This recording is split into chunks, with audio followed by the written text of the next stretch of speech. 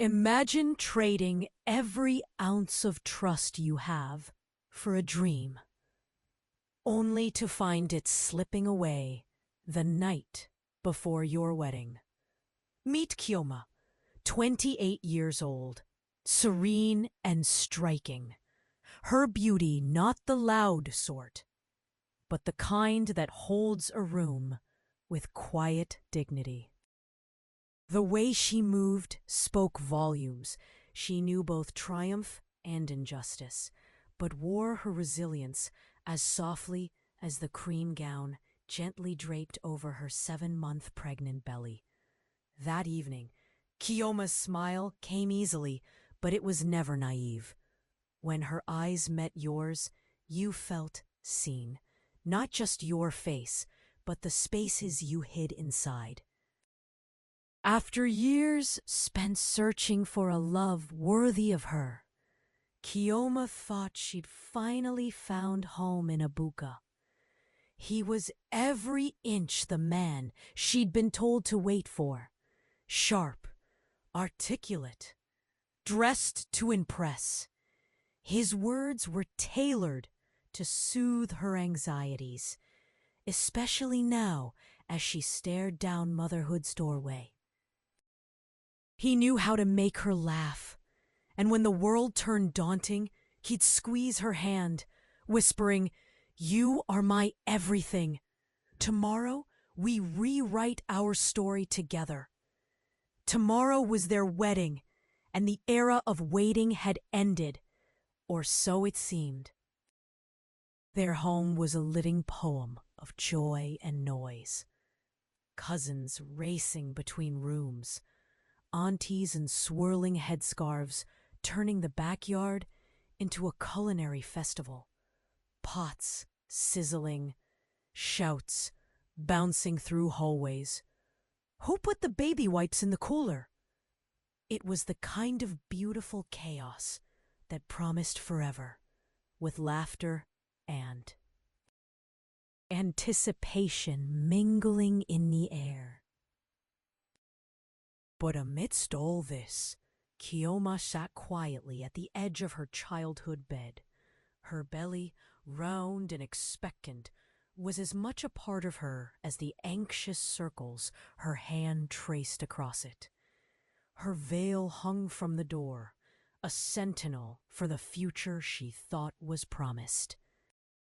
Linda, her cousin, bold, brash, the kind of person who never waited for permission to enter, burst in, popping gum and settling beside Kyoma without ceremony.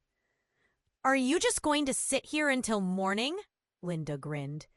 "Doing nothing for your man?" "You're marrying the love of your life, and you can't even deliver his gift yourself?" Kyoma's smile was tired, edged with uncertainty.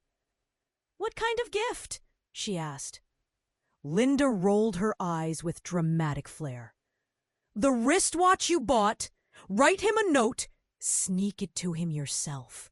He's at the Mareri Hotel tonight." "Go blow his mind," Kyoma laughed unenthusiastically, legs aching after a day of preparation. But Linda leaned in, voice low. "Make the effort. Do it for love." Kyoma hesitated. Wouldn't it seem desperate, turning up uninvited? But Linda only laughed. "Tomorrow you carry his name. You already carry his baby. You're the one who should knock on his door tonight." For a moment, Kyoma weighed tradition against boldness, then stood. "All right," she said, "but just for a minute." Linda flashed a triumphant smile, the mischief in her eyes glowing. As Kyoma slipped on her shoes and gathered her gifts, the world outside was unchanged. But for her, everything was about to shift. The Mareri Hotel was a gleaming, quiet presence under the dusk, its golden lights melting into the night. Situated not far beyond a busy fuel station, and the imposing glass of a city bank. It looked precisely as a man like Abuka would choose. Understated elegance. Kiyoma's heart thudded as she stepped out of the Uber, clutching a small paper bag where a gold wristwatch and a folded note waited, heavy with the weight of intention. She walked with purpose, balancing her belly's burden with careful grace. At the reception, the desk clerk glanced up, her smile automatic but polite. Kiyoma tucked her nervousness under her best, gentle greeting. "I'm looking for Mr. Abuka. He checked in earlier?" The receptionist glanced at the screen, then nodded. "Yes, but he left word for no interruptions. Also, he's not alone tonight." Kiyoma felt the air shift, her breath caught. "Not alone?" The receptionist nodded again. He checked in with a woman. Kiyoma steadied herself with a forced smile, trained over years of disappointments. "Thank you," she murmured, stepping towards the elevator with practiced calm. But inside her, every possibility roared. Maybe a friend, a relative, someone from the wedding team. Surely not what her mind was spinning. The elevator's mirrored doors reflected her trembling hands and wide, unblinking eyes, a silent witness to the storm within. As she pressed the button for the 7th floor, she felt a shump twist below her ribs, that primal intuition we so often ignore. The hallway above was cloaked in hush, the kind only hotels can conjure. Strange, clinical, cold. Her slippers made quiet, anxious taps on lush red carpet.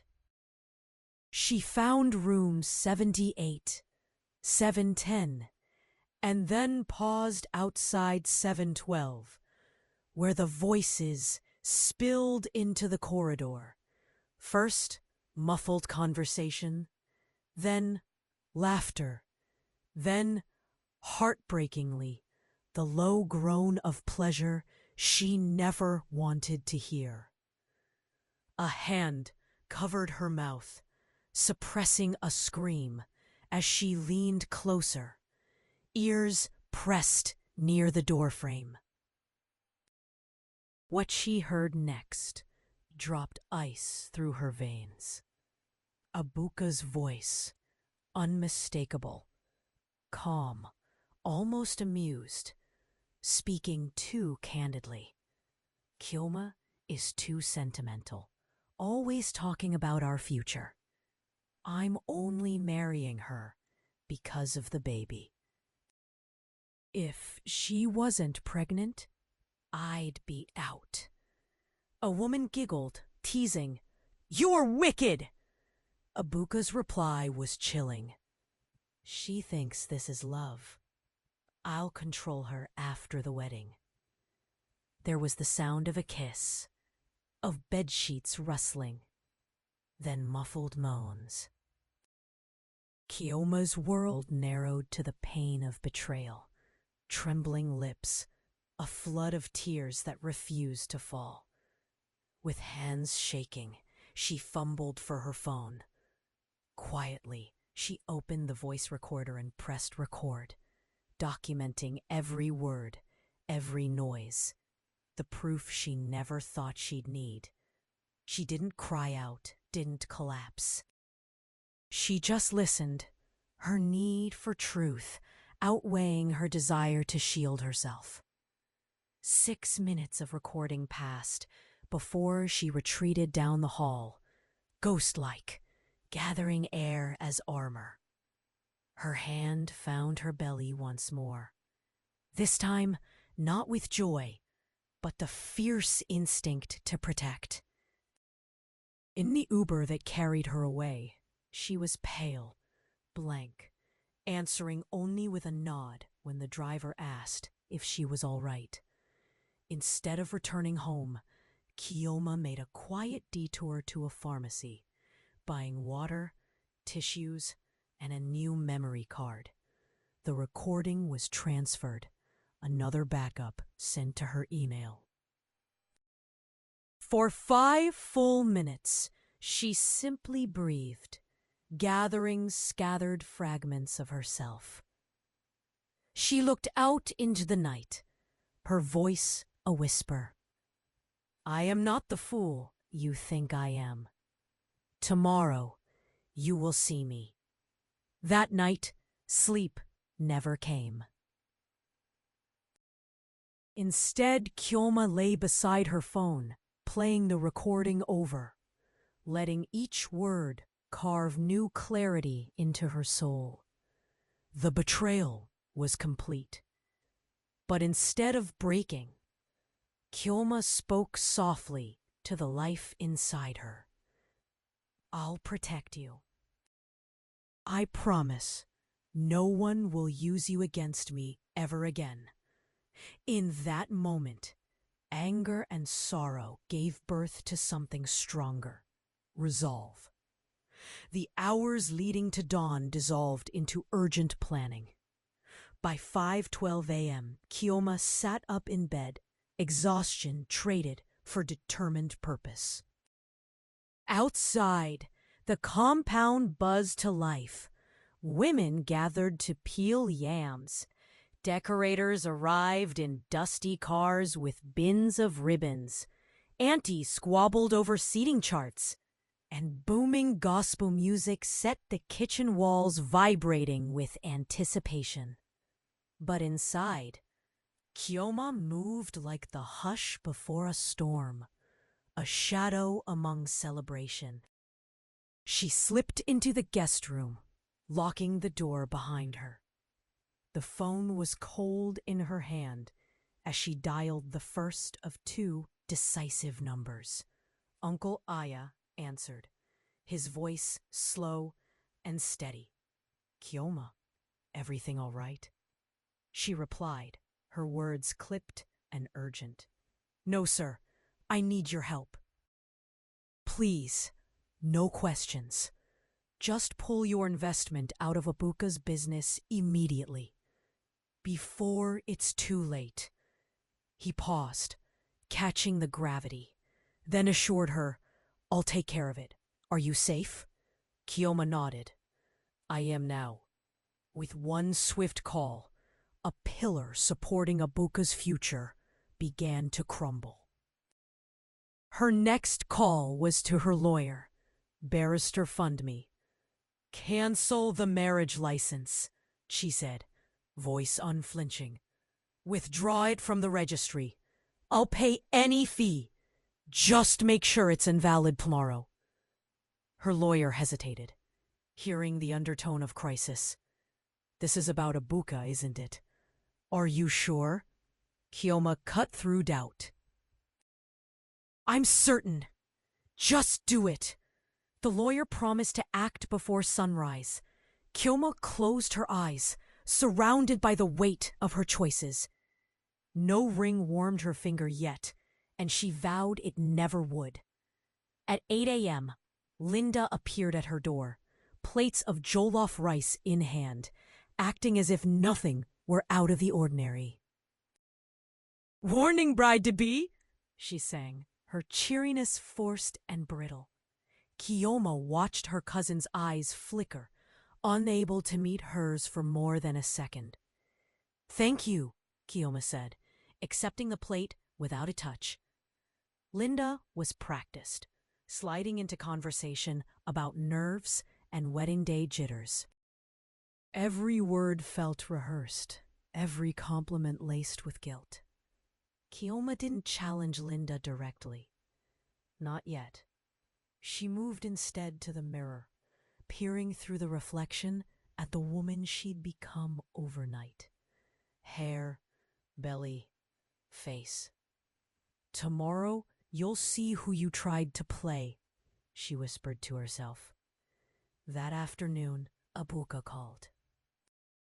His voice glided in, smooth and affectionate, asking after her and the baby, spinning plans for drone footage and first dances. Kiyomo replied with guarded answers, playing her part while drawing up lists of the people she wanted to witness her victory. In the evening, her father visited, Bible in hand, praying that tomorrow's marriage would be filled with peace, love, and loyalty. Kyoma, trembling, replied softly with an amen. But inside, her prayer was different, one for truth, bold and unrelenting. As sunlight crept through the windows the next morning, the world outside seemed oblivious to the storm brewing inside. Kyoma sat in the makeup chair, face serene as the artist worked. "You're so calm," the lady noted. "Most brides shake with nerves." Kyoma managed a gentle smile. "I'm ready." Her gown, a choice made with Linda weeks ago, shimmered quietly on the bed. Her phone buzzed. A message from her lawyer. License canceled. Officially withdrawn. No marriage will take place today. Good luck. Kyoma smiled, resolution firming in her chest. Downstairs, Abuka was the image of a dream groom, wine-colored suit, shoes shining, laughter ringing as he greeted guests. Linda, radiant in gold, played her part beside him. Through the window, Kyoma saw them both, not with anger, but with a fresh, burning clarity. Preparing for the moment, Kyoma slid the memory card into a small Bluetooth device, hidden within her bouquet. The church hall, expansive and dressed in gold and cream, waited. Speakers loomed, wireless mics promised delivery. She needed just 30 seconds, a single chance to carve truth into the day's tapestry. The convoy assembled, cars honking, cameras rolling. Everyone believed they were arriving to witness love. What they would see was something far more powerful. Inside the church, everything glimmered. Flowers, ribbons, banners that declared welcome to the wedding of Abuka and Kyoma. Ushers guided guests. The choir tested mics. Everything seemed perfect. Outside, Abuka was a picture of pride, swapping jokes with groomsmen, his wristwatch catching sunlight. Even Linda, caught occasionally glancing his way, seemed to bask in a private victory, unaware that its price would soon be paid. Meanwhile, Kyoma arrived, a vision in white silk, face veiled, makeup glowing with quiet power. Children shouted as her car pulled into the compound. Guests rushed for photos. Inside, her father's gentle voice steadied her. "Are you ready, my daughter?" Kyoma replied, her voice measured, "Yes, Daddy, I am." As she stepped out, the church drew collective breath. Heads turned, awe rippled through the room. Kyoma looked every bit the queen. With the organ's soft notes guiding her, she walked past Linda and Abuka, settling for neither apology nor distraction. All eyes were hers, but only one person mattered now, herself. The sanctuary was filled with anticipation, tense and electric. Kioma made her way down the aisle, each step deliberate, her gaze locked on Abuka. No smile, no wave, only focus. Abuka mistook her composure for nerves, but Kioma's heart was a drumbeat, her grip tense around the bouquet, mind swirling with the truth she carried. Pastor Ben began with warm words, love, unity, trust, blessing the union with prayer. Then he turned to Abuka for his vows.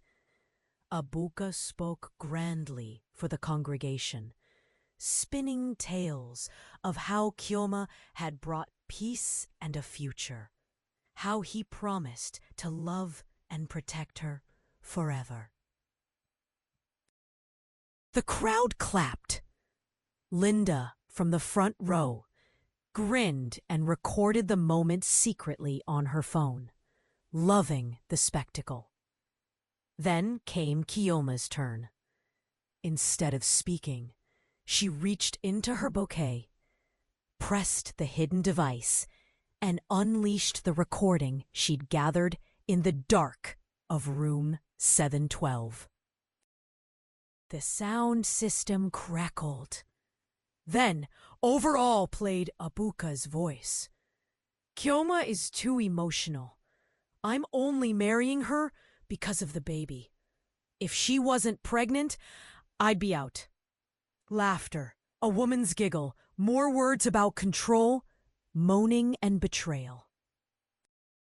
The church erupted into chaos, shock, gasps, shouting, guests rising from their seats in disbelief. Abuka lunged for the mic, face drained of color, desperate to shut it off. Pastor Ben held him back. Kioma stood her ground. Let it finish, she said clearly, voice steady. When the last damning word echoed, she explained, "This was last night, room 712. While I prayed for this day, my groom was with his real lover. The church was a storm, people recording, whispers bleeding into shouts. Abuka stumbled over his defense, reaching for Kioma, who pulled away. Don't touch me! Linda, pale and trembling, tried to slink from the row, but Kioma pointed at her. Meet my cousin, maid of honor, bridesmaid, and the woman he slept with the night before our wedding. A wave of anguish rolled through the room. Guests screamed. Someone fainted. Pastor Ben gripped his Bible, stunned.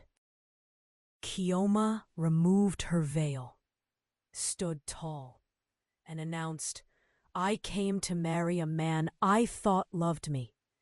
Instead, I'll leave with peace for myself and my child. Alone, but whole.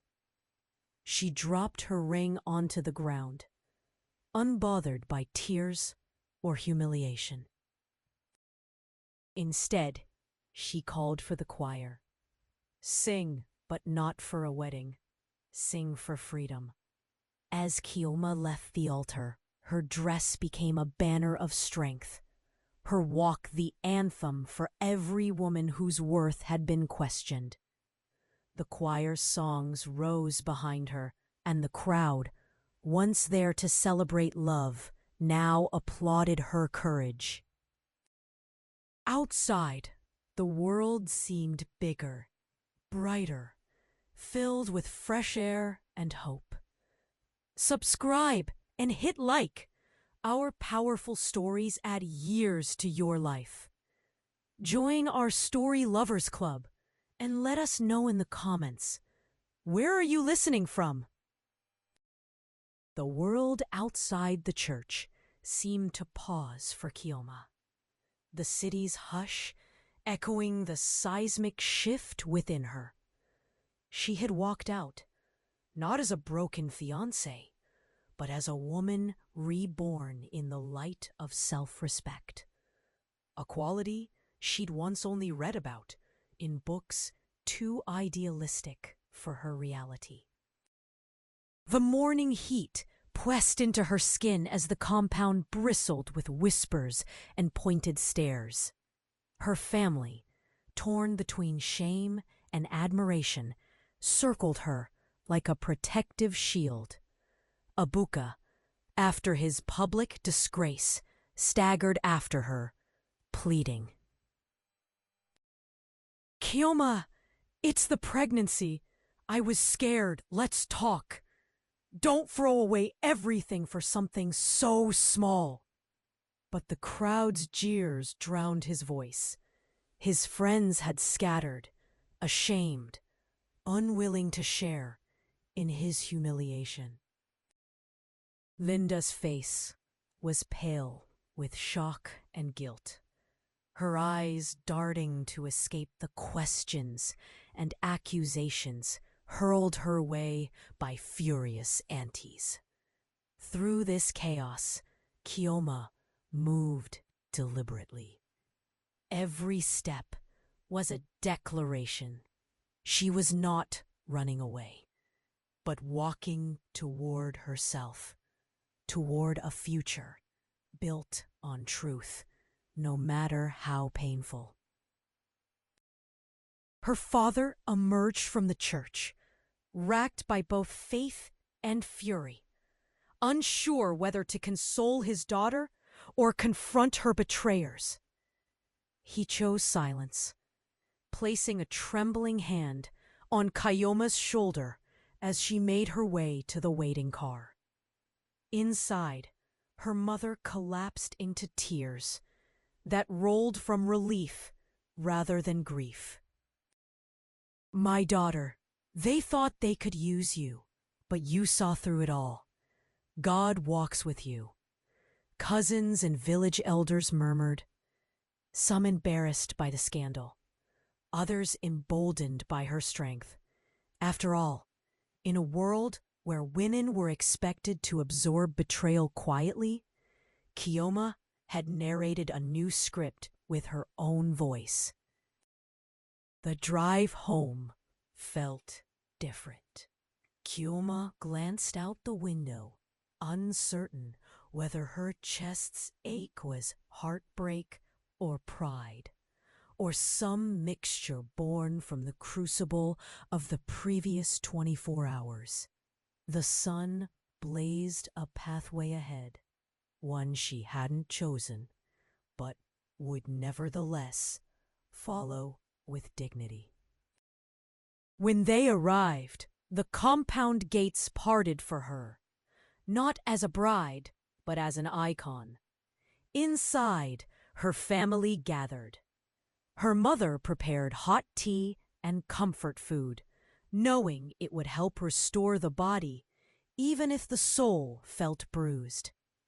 Linda hovered in the doorway, wringing her hands, eyes pleading silently for forgiveness. Kioma looked at her, memory flashing of their shared childhood mischief, braiding hair, playing tag, plotting pranks against stricter elders.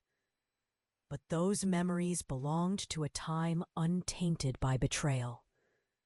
Now, Kioma's forgiveness would be a mountain Linda would have to climb in her own time. As the afternoon wore on, phones beeped and buzzed. Messages streamed in. Some were condolences, others, the more cynical, savored gossip at Kioma's expense.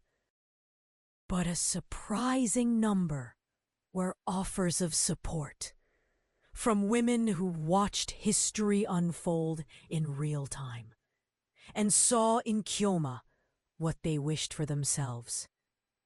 A warrior who refused to bow before deception.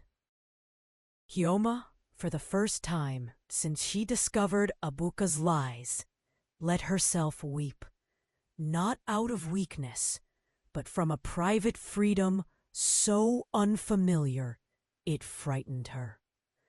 The pain would remain, she knew, but pain could be an engine too. In her tears, she remembered the promise she had made to her unborn child. I will never let anyone use you as a bargaining chip. You are mine, and you are loved. And as dusk crept into the sky, Kioma realized that this day, meant to celebrate a union, had instead created something stronger. A woman who had chosen the truth, even when it was the last thing she wanted to face. The story could not end simply with Kioma's refusal at the altar. Ripple effects pierced every part of her world. Her wider family gathered, some out of concern, others out of obligation, ready to dissect both the drama and the deep bruises the scandal would leave behind. In the living room of Kioma's childhood home, an impromptu council assembled, voices raised and then hushed by the gravity of what had occurred. Her grandmother, ever the matriarch, spoke first. Kioma, you have made yourself both proud and controversial in one day. The world will talk, but you must decide what matters most, your peace or their noise. The uncles debated amongst themselves, some blaming Linda outright, others wondering if Abuka's family would seek to salvage the engagement through traditional apologies or financial compensation. Linda could not remain mute. At last, she stood up, shaking. I never wanted to hurt Kioma. I thought Abuka loved her. He lied to me too. I was stupid. I was weak. The adults pressed, their questions relentless, wanting to know if Linda had acted alone, whether others had aided Abuka in veiling his intentions. But Linda lowered her gaze, tears streaking down her cheeks, admitting she'd become complicit by hanging around the wrong secrets. Kioma listened, not entirely with anger, but with a growing understanding. Betrayal often rose from lonely places, wounded self-esteem, desperation for attention. While she would not excuse Linda's actions, she also refused to define her cousin solely by this mistake. We both fell for Abuka's charm, Kioma said, voice low but clear. Let's not let his lies make victims of us forever. Later, Abuka's own family attempted to reach out, proposing private meetings to explain his moment of weakness. They sent relatives armed with apologies and promises, the kind meant to mend public reputation more than private wounds. Kioma asked them a single question. Would you want your daughter to marry a man who loved only for convenience? Their silence was answer enough. By nightfall, the compound was saturated with counsel and comfort, stern advice and soft praise. Kioma's mother offered the final word. Let tomorrow begin with gratitude for this lesson. Hard as it was, do not let shame decide your story. Kioma, eyes red but resolute, nodded in agreement. Though she would carry the scars, she would never let them close her heart to new beginnings. News of Kioma's dramatic stand traveled swiftly, catalyzed by social media posts and video clips captured at the ceremony. Within hours, her story was trending. A hashtag was born, combining her name with words like strength and truth. The world, so often quick to judge and dismiss the private pain of women, turned its gaze to Kioma, not with pity, but with awe. Newspapers scrambled to interview her. Radio hosts debated her bravery. And local television aired sanitized versions of the recording that had shattered the wedding. The online world, flooded with commentary, could not agree on every detail. But the consensus was clear. Kioma had rewritten the language of self-worth for herself and for anyone watching. Strangers sent her messages, some men apologizing for the behavior of men, women confessing that they too had absorbed unfairness for far too long. A few, emboldened by her example, pledged to confront their own betrayals, to walk away from futures built on lies, no matter how much tradition or fear shouted against them. For Kioma, these reactions were heartening, but also overwhelming. She had never asked to be a symbol. Her only intention had been survival, honesty, love. Now her choices were dissected, debated, even idolized. She retreated from the spotlight, drawing close to her family, focusing on the gentle rise and fall of her baby's movements, listening to her own breath until anxiety faded into something softer. One afternoon, as she sat under the shade of her family's mango tree, her phone rang. It was an invitation from a local women's group asking her to speak at their next meeting. "You've shown us that courage is possible. Will you share your story in your own words?"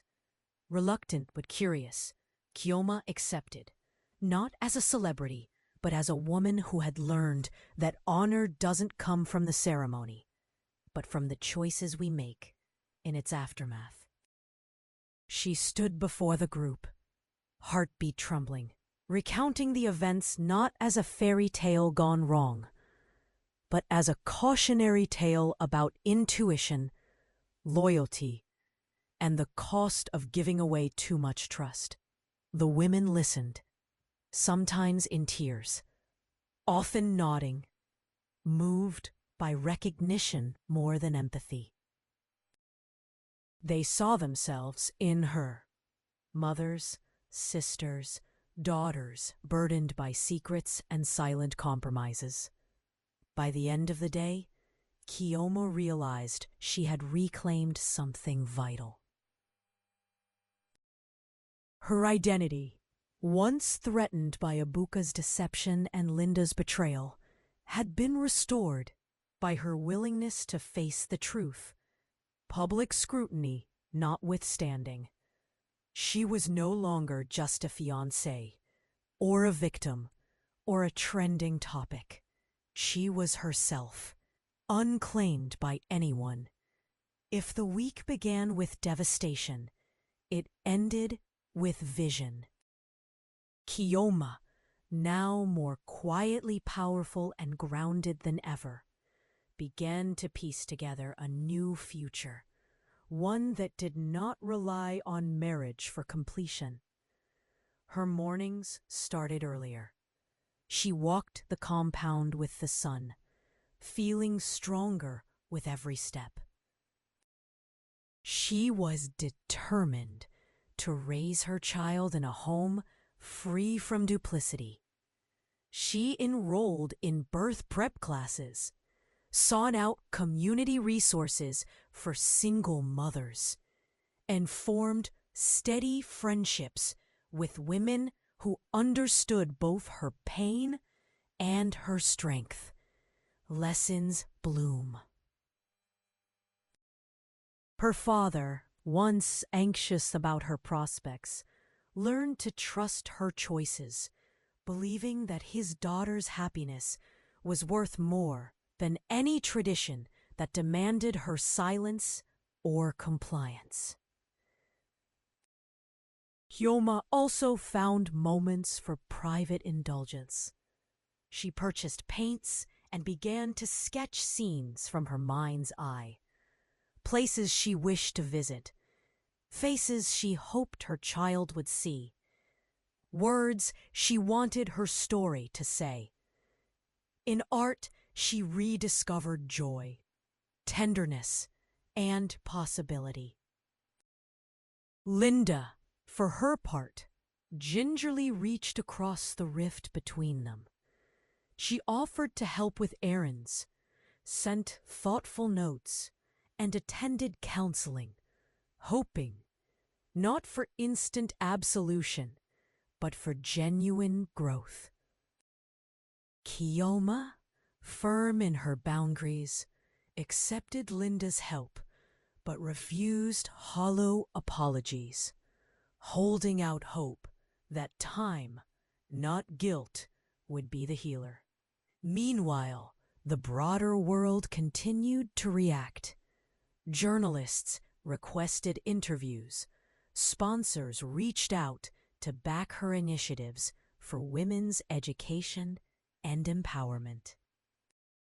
Hyoma was careful to accept only those invitations that promised real change, not shallow spectacle. In her quest to cultivate a better future, she realized that her power was rooted not in public approval, but in private conviction. As the months passed, Hyoma's belly grew, and with it, her anticipation. She spent evenings telling stories to her child, stories of resilience, kindness, and truth. "You will not inherit my pain," she whispered, "but you will inherit my courage." There was sadness, yes, but joy was just as present.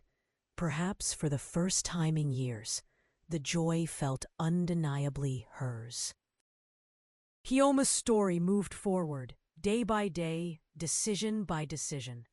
Her heart, once riddled by betrayal and grief, began to mend itself, not through denial, but through active healing.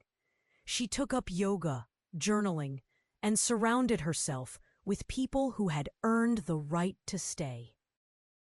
Sunday dinners became occasions for storytelling and laughter, a gentle reminder that family, even scarred, could be a source of hope.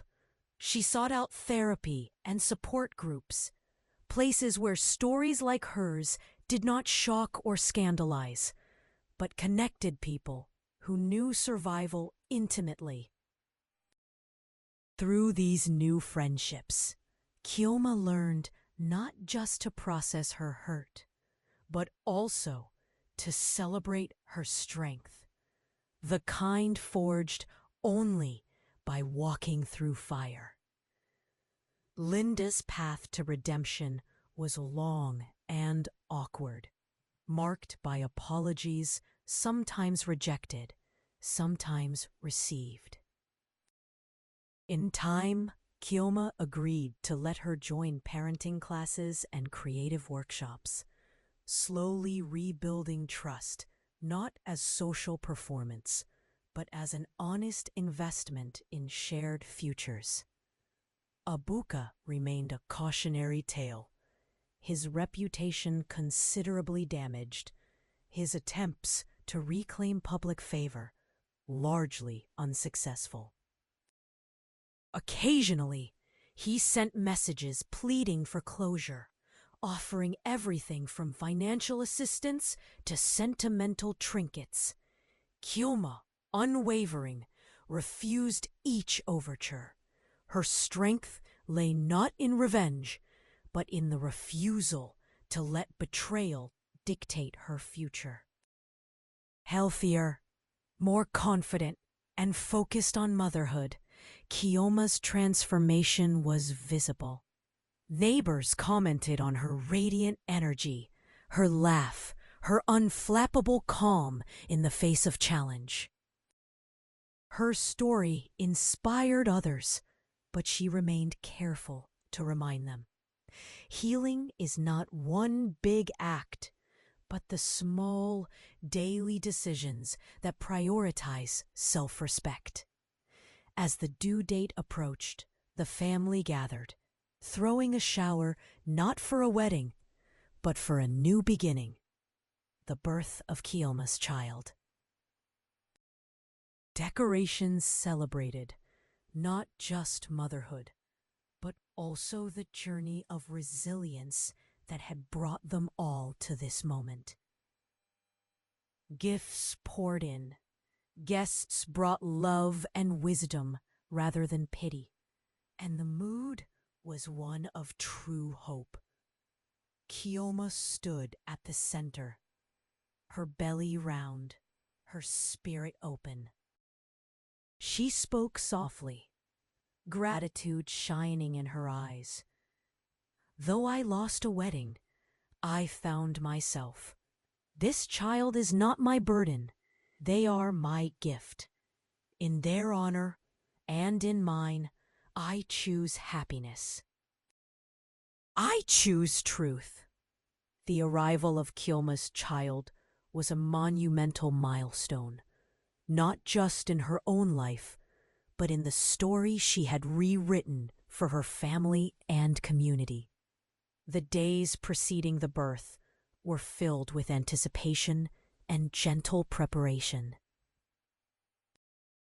Unlike the frenzied, often ritualistic excitement that had surrounded her failed wedding, this build-up was softer, infused with genuine care, laughter, and the echo of her mother's wisdom passing gently from one generation to the next. Kyoma methodically prepared the nursery, her hands steady as she folded tiny onesies and stacked storybooks beside the crib. Every color, every sound, every piece of decor carried intention, a declaration that this child would be welcomed not with expectations of perfection, but with unconditional love. She spent hours talking to her belly, telling stories of resilience and hope, softly promising, "I'll be the mother you need. We will make a family filled with honesty, no matter what the world expects." On the day her water broke, the chaos of family mobilization was different from the past. This was a coordinated ballet, her father fetching towels, Linda pacing nervously but with devoted attention, her mother guiding breathing exercises between contractions. A neighbor drove them to the hospital, and Kyoma, exhaustion tempered with excitement, found herself almost gleeful amid the discomfort, knowing that each moment drew her closer to fulfillment, not disappointment. The birth itself was intense, overwhelming in ways that erased every memory of past pain. When the baby finally arrived, a healthy, robust child with dark eyes and a fierce cry, Kyoma felt her heart crack open with love she hadn't known was possible. She wept freely, clutching her newborn tightly, whispering thanks not only for their health, but for the courage that had carried her through every storm. The nurses cooed over the newborn. The doctor offered congratulations. And the family, having anxiously awaited the news, broke into silent tears of relief and joy. Linda, caught in the glow of her new cousin's life, promised quietly to stand by Kioma and her child in every way possible, hoping that this new bond would bring forgiveness and a chance to build something lasting.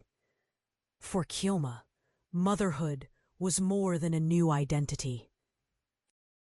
It was redemption, proof that she could build despite destruction, love despite betrayal. She held her baby close, promising once again, "Your existence is a gift. I will never let anyone or anything turn you into a weapon against me. Your life is yours, and I will protect it with all the strength I have." The newborn slept, nestled beside Kioma's heartbeat, a rhythm of hope echoing through the night. In this quiet miracle, Kioma recognized her transformation. She was no longer merely surviving, the result of someone else's lies. She was now living, loving, and leading by example. Traditions ran deep in Kioma's village. When news of the baby's birth spread, the community reacted with a mix of curiosity, admiration, and in some corners, quiet skepticism. While whispers had filled the weeks since the wedding's collapse, the safe arrival of Kioma's child galvanized a conversation long overdue about the expectations placed upon women, especially those who dared to defy convention. Older neighbors visited, bearing gifts of cloth and food, their words gentle but searching. "You have done a brave thing, girl. May God give you strength to raise this child," one elder said, her hand resting on Kioma's shoulder. Some aunties still harbored doubts, fretting about how Kioma would manage without a husband's support. But before these doubts had been tinged with condemnation, now they bore a note of respect, almost reluctant admiration for the clarity Kioma had delivered in her choices. Linda's role became crucial in soothing old wounds. She made a point of walking the markets with Kioma, helping to quiet rumors and defend her cousin's honor. Each day, their bond strengthened as they forged a new chapter based on accountability. Linda finally understood, through the slow process of rebuilding trust, that family was not guaranteed by blood, but by each daily act of loyalty and repair. Kioma performed her new duties with grace, showing up at parent meetings, participating in local initiatives for women and children, never shying from the scrutiny of eyes that had once watched for her mistakes. Now those eyes looked for signs of triumph, for wisdom, and for the hope that something different, something stronger, could rise out of heartbreak. Community leaders who had once questioned whether Kioma's act had disrespected tradition began inviting her to meetings, seeking her input for new programs that supported single mothers, child welfare, and gender equality. Younger women in the village, inspired by her courage, began to organize safe spaces, learning to advocate for themselves instead of surrendering their futures to unworthy suitors. Even men, once skeptical of Kiyoma's stance, found themselves reconsidering the cultural models of masculinity and responsibility. A few approached her quietly, seeking advice for their own sisters and daughters, recognizing that her story had exposed truths long buried by convenience and shame. As the weeks passed, what began as gossip morphed into dialogue, a community-wide reckoning on honesty, forgiveness, and the true meaning of strength. Lessons bloom. Motherhood for Kiyoma was not only a private joy, but also a springboard for activism. She soon realized that her experience, painful though it had been, positioned her uniquely to effect real change in her village and beyond. Rather than allow her story to be co-opted as mere rumor or warning, she began the work of transforming her ordeal into a source of empowerment for others. Taking inspiration from the women's group that first invited her to speak, Kiyoma established a local organization focused on rebuilding the lives of women after betrayal, teaching not only skills for economic independence, but also the emotional resilience required to thrive. The curriculum included practical workshops, budgeting, legal rights, assertiveness training, and lessons in self-love that Kiyoma herself had mastered only through fire. Linda embraced this mission enthusiastically, serving as a coordinator and mentor for younger girls. Together, they persuaded local businesses and religious leaders to provide resources and support, helping women find employment and safe housing when relationships faltered. The lessons Kiyoma taught were not abstract. They were lived, embodied in the way she carried herself each day, in the honesty with which she described both her pain and her victories. Kiyoma's father, once concerned about reputation, had become her proud supporter. He introduced her at community events, called on friends to donate to her cause, and in private moments, confessed that her strength had taught him the deepest lesson of all. It is better for a man to stand beside his daughter in truth than to lose her in tradition. The organization grew rapidly. Letters of thanks poured in. Mothers reunited with children after years of division. Women learned to stake a claim on their destinies. Kiyoma's story was cited in local government discussions about domestic abuse, relationship equity, and new policies to support single parents. One afternoon, as she watched several women laugh together after a job skills workshop, Kiyoma felt another wave of resolve.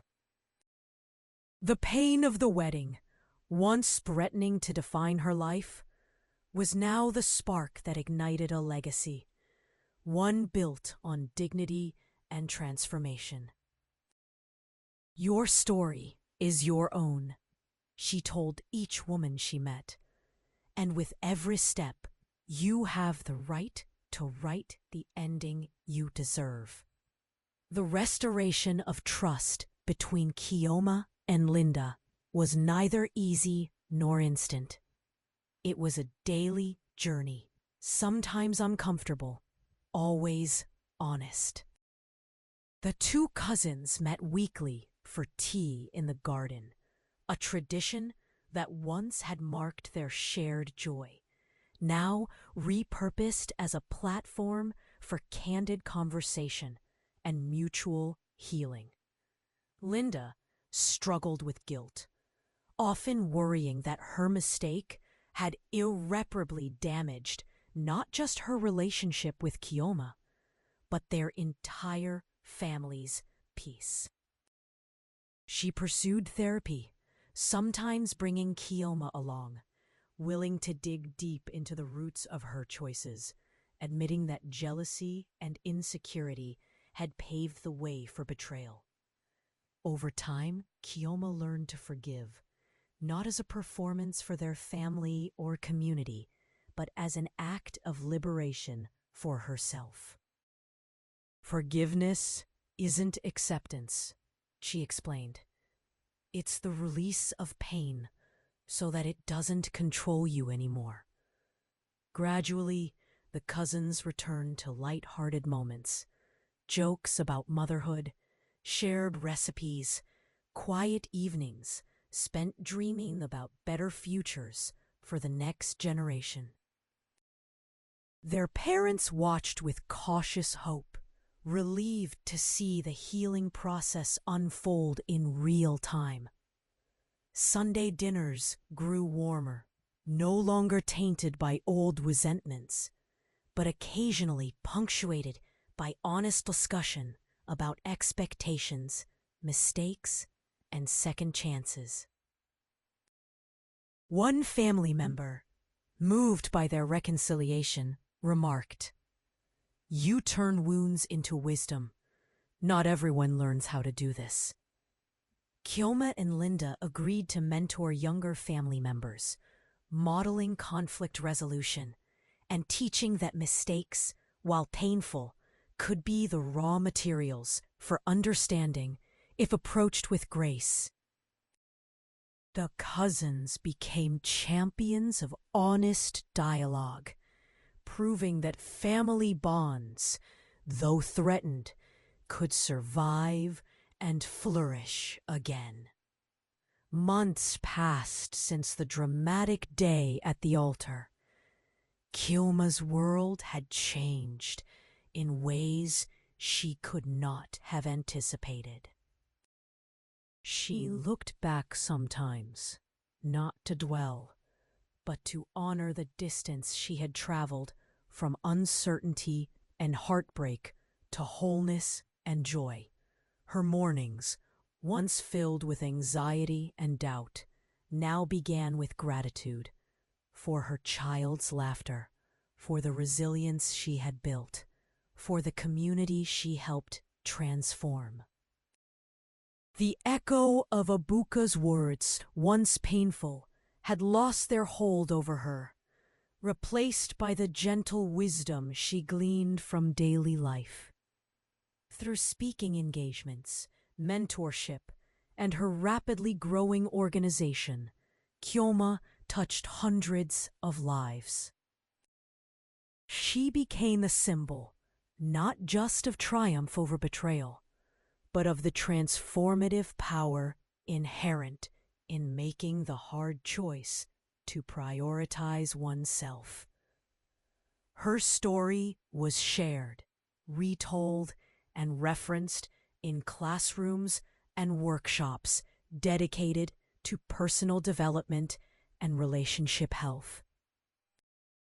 Kioma remained humble, however, reminding everyone who listened that self-respect was not a trait born of perfection, but a daily decision, sometimes made in the midst of tears, sometimes in courageous silence. Each evening, she wrote in her journal, cataloging how choosing truth had altered every facet of her life. "I am not what others did to me," she penned. "I am what I refuse to accept and what I choose to become." As dusk settled, Kioma read stories to her child, grounding each tale in hope and possibility. In her voice was the unwavering promise, echoed since the night before her would-be wedding. You deserve honesty. You deserve love. And most of all, you deserve to watch me choose myself again and again. Kyoma's journey soon became more than a personal transformation. It grew into a blueprint that inspired a ripple effect across nearby communities and cities. Long pause. Word of her courage reached farther than she ever dreamed, transforming her story from a local lesson into a regional movement. Women from neighboring towns arrived at her door or wrote letters, seeking advice, comfort, and a place to learn how to reclaim their own dignity. For many, Kyoma was living proof that revolution didn't always require banners or protests in the streets. Sometimes it began in the quietest acts: the refusal to accept disrespect, the courage to walk away, and the determination to rebuild from pain. She welcomed all women. Some were newly divorced, some battered by old traditions, some yearning for permission to start over. In Kyoma's circle, permission was never needed. It was granted as a birthright. The organization she built flourished, offering counseling, legal support, scholarships, and crisis intervention. Each month, the group held an open forum, women sharing stories of betrayal turned to victories, weeping and laughing, sometimes in the same breath. The men in attendance listened, many for the first time, truly hearing how power imbalances and old expectations harmed everyone involved. Kyoma remained at the heart of these gatherings, her patience and wisdom drawing people to her. She insisted that every story, no matter how messy, was worthy of a respectful audience. Her message was clear. Your voice is your power. If you feel broken, it's only because you've tried to carry more than your share. Let us help each other carry what belongs to us and leave the rest behind. Community journalists chronicled the movement's rise, and soon local governments took note, inviting Kyoma onto committees aimed at protecting women and children. Her ideas were bold: create real consequences for betrayal, teach young people emotional skill, and make support systems easily accessible. Through these actions, the village's old rhythm began to shift. Children grew up in a place where honesty was modeled more than demanded, and where apology was seen not as weakness, but as responsibility. The ripples reached even older generations, bridging gaps of misunderstanding, and showing that legacy could be both inherited and chosen. Kyoma, once afraid of public opinion, now understood its only true power was the pressure to keep quiet. When she stopped fearing that, she helped everyone else find their own voice. The year following Kyoma's child's birth brought a new kind of celebration to the village, a communal festival, not honoring weddings, but honoring resilience, restoration, and change. Whereas past gatherings centered around the strict rituals of marriage and family, this new celebration was born from Kiyoma's story and the collective need to redefine what truly mattered. Elders arranged for speeches and music in the central square, featuring poems and testimonies not only from Kiyoma, but from other women whose lives had changed thanks to her example. The event was vibrant. Children danced with ribbons. Drummers played songs both traditional and newly imagined, and the crowd wore clothes in hues of gold and purple, symbols of courage and transformation. At the heart of the celebration, Kiyoma was invited to tell her story. But this time, she spoke as a representative of many, not just herself. She called Linda to the stage, and together they recounted their shared journey from betrayal to healing. The audience listened, some with tears, some with hope, many with newfound resolve to repair old wounds in their own families. Young men and women seized on the opportunity to challenge legacy customs that hurt more than helped. Workshops sprang up, teaching consent, emotional safety, and the value of partnership over possession. The festival became a touchstone for yearly reflection, each anniversary marked by communal promises to uphold honesty, forgiveness, and support. Kiyoma's child grew up watching their mother honored not for perfection, but for bravery in the face of adversity. For the villagers, this festival was not just a party. It was both mirror and lamp, showing them how tradition could evolve without being abandoned.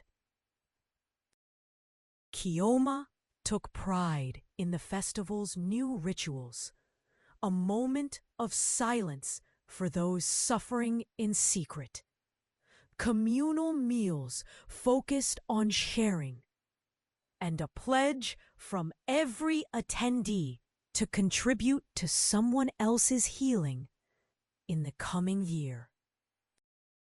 Even the church, once a symbol of unyielding expectation, embraced the festival, inviting Kiyoma to help rewrite its teachings on marriage, family, and grace. Each celebration closed not with blessings for future unions, but for future peace. Kiyoma marveled at how far her world had come, from restless anticipation to gentle, steady hope.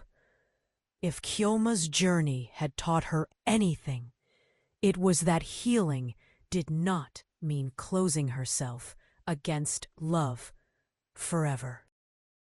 The trauma of betrayal lingered, but as months became years, she found her heart opening gradually and carefully to the possibility of new relationships.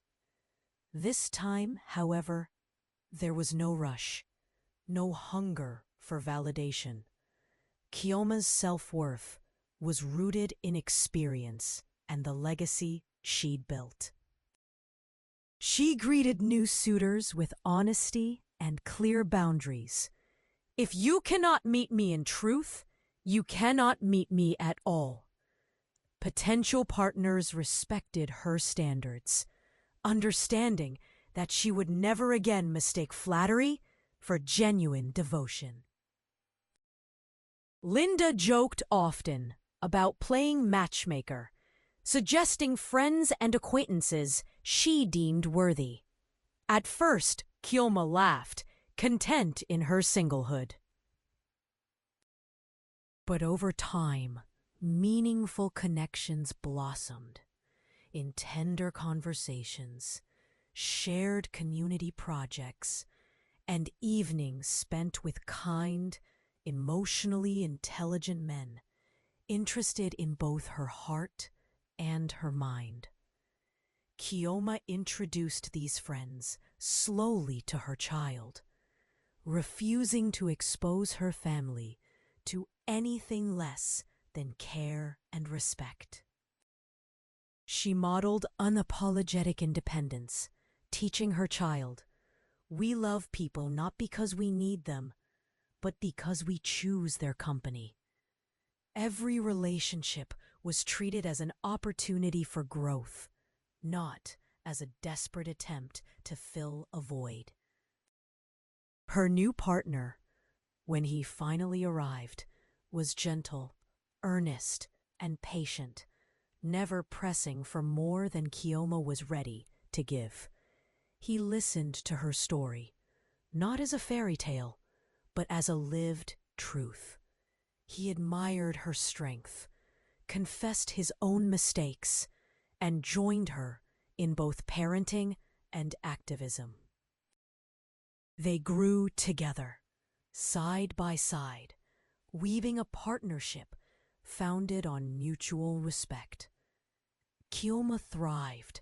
Her laughter was frequent, her confidence unshakable, her trust regained, not from naivety, but from choice. In this chapter, she discovered love could be safe, expansive, and transformative when built upon honesty rather than obligation. The world had changed. So had Kioma. She had learned that the greatest second chance was not for romance itself, but for believing again in happiness without fear. Years passed, and Kioma became known not just as an activist, but as a wise counselor for the village at large. Her child, now a lively and thoughtful soul, began school surrounded by respect and love. The community having learned, through Kioma's example, to value every child, regardless of family structure or circumstance. Her story was now woven into the fabric of village life, its lessons embedded in songs, essays, and family traditions. Mothers cited Kioma when teaching their daughters about boundaries and forgiveness. Fathers, too, referenced her courage as they guided sons not to repeat mistakes of neglect or dishonesty. Kioma participated in panel discussions, led conflict resolution workshops, and contributed to legislative efforts on women's rights and family welfare. She wrote articles, mixing prose with poetry, reminding all who read that wisdom was born from wounds healed in the open, that shame only survived in darkness, and that choosing yourself was the greatest act of service to everyone you loved. She never pretended that healing made her untouchable. Old scars would ache from time to time. But she treated pain with compassion, refusing to let it harden her or make her suspicious of genuine affection. Instead, she used her experience to guide others through storms, helping young couples build relationships strengthened by honesty and hard truths, rather than fantasy and performance. Lessons bloom. Her home, where she raised her child and celebrated with friends, became a sanctuary, a place where neighbors dropped by for advice, comfort, or simply warmth. Kioma led by listening, encouraging people to bring pain to the surface, and trusting that only there could it be truly transformed. When she looked at her grown child, she felt pride not just for overcoming betrayal, but for building a legacy of courage, community, and love. In the fullness of time, Kiyoma's story became less about one woman's fight for justice and more about the broader, unending struggle for dignity and truth in her community and beyond. Her legacy blossomed in hundreds of lives, children raised with respect, marriages forged in honesty, families restored by the practice of daily forgiveness. The organization she founded continued to evolve, adapting to meet the changing needs of women, men, and families. New leaders arose, each shaped by the wisdom Kiyoma had shared, each bringing new insights and experiences to expand the scope of healing and hope. Annual festivals, once centered on her, became celebrations of community achievement, collective healing, and generational strength. Kiyoma herself remained a gentle force, a reminder that one person's refusal to accept injustice could spark transformation for everyone. She often sat on the veranda in the evenings, watching the sky shift, reflecting on what she had learned, that pain could birth possibility, and that facing truth might be the hardest, most fruitful task of all. Her child, now grown, led projects of their own, committed to education, fairness, and kindness. Lessons bloom. Kiyoma would smile, knowing that the story had moved beyond her hands, carried now by others, determined to push the world toward greater empathy and justice. And so, Kiyoma's story did not end in a church or with a single act. It endured in every heart it touched, quietly insisting that love must be brave, truth unwavering, and that with each day we hold the power to choose ourselves, our destinies, and the futures of those we cherish. With each sunrise, Kiyoma's world grew larger, brighter, and more beautiful. Her legacy was not a monument built of sorrow, but a living garden tended amid adversity and hope. A story always beginning anew.